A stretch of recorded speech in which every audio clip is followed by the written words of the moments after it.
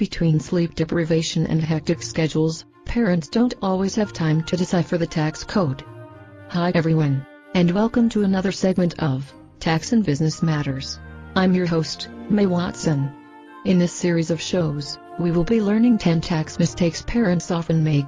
We interviewed tax experts on the most common mistakes that parents make when they do their taxes. Here are the first 3 on the top 10 list of tax mistakes parents often make.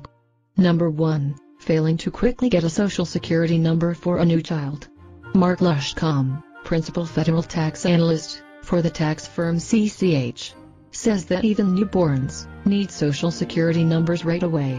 But parents are still responsible for making sure they get the number and use it correctly when filing taxes. Otherwise, Lushcombe says, the IRS could disallow some of the tax benefits. Lushcombe adds that parents themselves need to make sure they have their correct social security number on their tax forms. This can be especially challenging for people who recently got married, changed their names, and requested a new number. If the name on the tax return and the social security number don't match up, the IRS gets concerned. Number 2. Omitting the dependent exemption for babies born at the end of the year.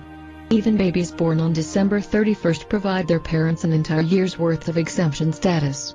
Barbara Weltman, attorney and author of J.K. Lasser's 1001 Deductions and Tax Breaks 2011, says, you don't have to apportion it to the time the baby was alive. She adds that even high-income taxpayers get the full value of the exemption this year.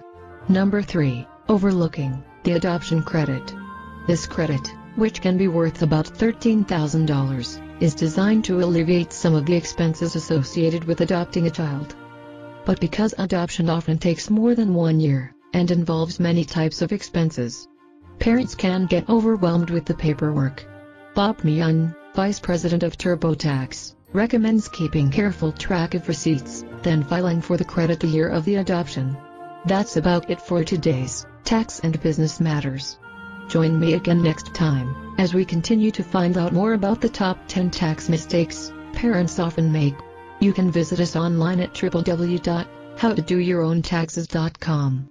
Once again, this is May Watson, saying, you will never leave where you are until you decide where you'd rather be. Till next time, goodbye for now.